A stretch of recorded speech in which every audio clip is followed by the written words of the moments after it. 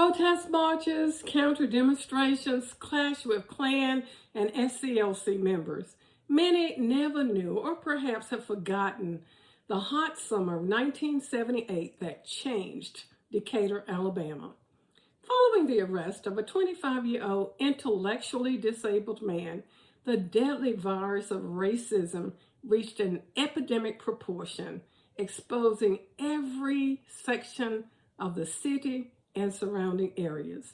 Hello, my name is Peggy Townsend. I am delighted to be a part of the Decatur Public Library's program. First, before I tell you about my latest book, I'd like to share three of my favorites. The first is The Warmth of Other Suns by Isabel Wilkerson, Becoming by our former First Lady Michelle Obama, and Cicely Tyson's Just As I Am. Here in the River City, the largest civil rights movement in North Alabama's history took place. My book, Scapegoat, the Tommy Lee Hines story, so named because of the suffering of a young man at the hands of an unfair justice and mental health system, not only encapsulates Hines's false arrest, coerced confession, conviction, and prison sentence, but also the current challenges that we as a nation continue to face today. The sacrifice resulted in some of the first steps to resolve discriminatory practices and improve relationships in the city.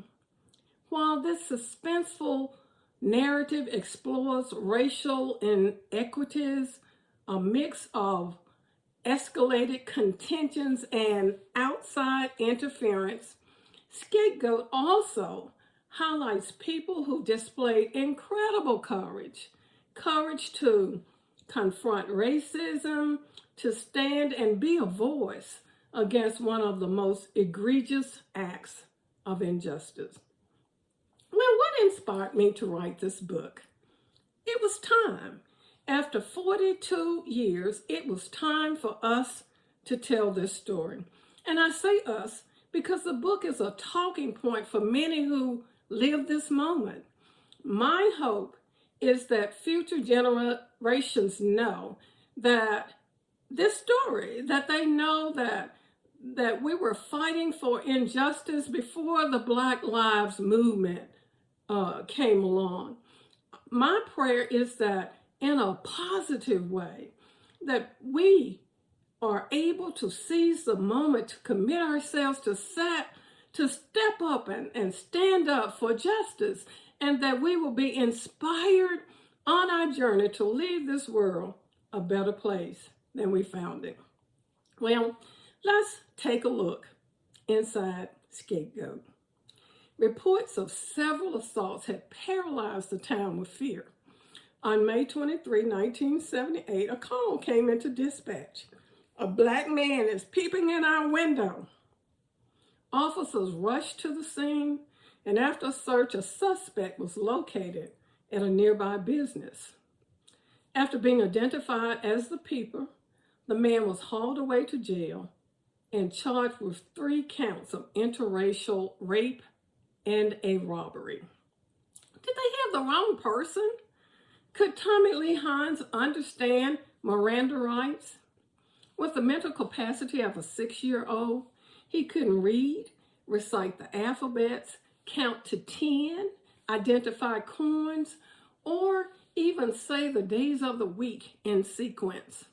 It didn't fit. The description of the attacker didn't fit. The fact that the defendant drove his victims, why, Tommy couldn't ride a bicycle. It didn't fit. There was no lineup.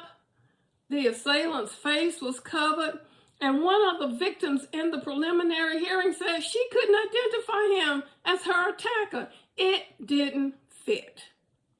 Word of the arrest spread quickly throughout the Old Town community.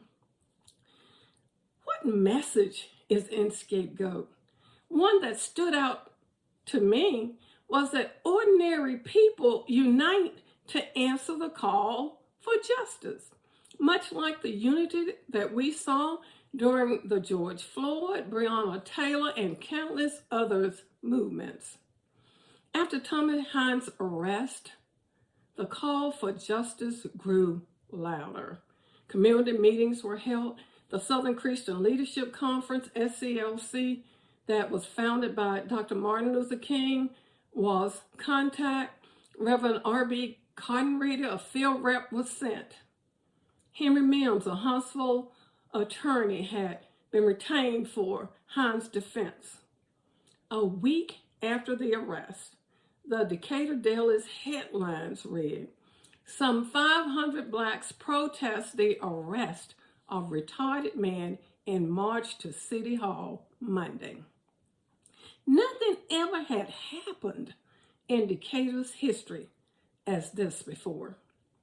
And although I lived this, gathering information was an audacious process that took me on an amazing journey of discovery and remembering things that had long been forgotten. For example, the many iconic civil rights heroes who came here with the ideas of Dr. King, nonviolence, peaceful protest. I remember the first time I met Congressman Mickey Leland of Texas. He told me, "I came to Decatur in the Free Tommy Hines March." And then there was those Dr. Joseph Lowry, the Reverends Ralph Abernathy, C.T. Vivian, John Nettles. They were all here. And not to forget the many heroes and sheroes in our community who played significant roles in the crusade to seek justice for Tommy. And you'll have to read some of their names in my book. Also, for many, it was a first to see and hear the viciousness of hatred. We witnessed people wearing long white robes, spurting insulting words, waving Confederate flags and big sticks, and we saw burning crosses. Such scenes prompt newspaper coverage from all over the United States. Protest marches, tent cities, courthouse sit-ins. Well, a change of venue was granted. The trial was moved to Coleman County, population 1% black. 1%. Only 2 black families lived within the Coleman city limits. No surprise, a jury was selected from a pool that did not have one black name in it. A 30-year sentence was handed down for the first account. And Judge Riley said it was the longest sentence he had handed down for rape. Attorneys appealed the decision, and Mr. U.W. Clemens, who became Alabama's first black federal judge, was named lead appellate counsel. Well, calls about abuse in prison led to a mental evaluation and an appeal. Making history, this was the first time that a second change of venue had been granted in the state of Alabama. At the one-year anniversary march of Tommy's arrest, all hell broke out.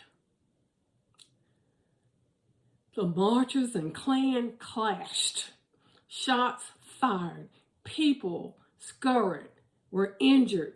2 weeks later, thousands of protest marchers from all races and walks of life converged on Decatur, Alabama, demanding free Tommy Lee, free Tommy Lee, free Tommy Lee. The march was peaceful. So what happened to Tommy Lee Hines? A question many have asked down through the years. You'll have to read my book to find out.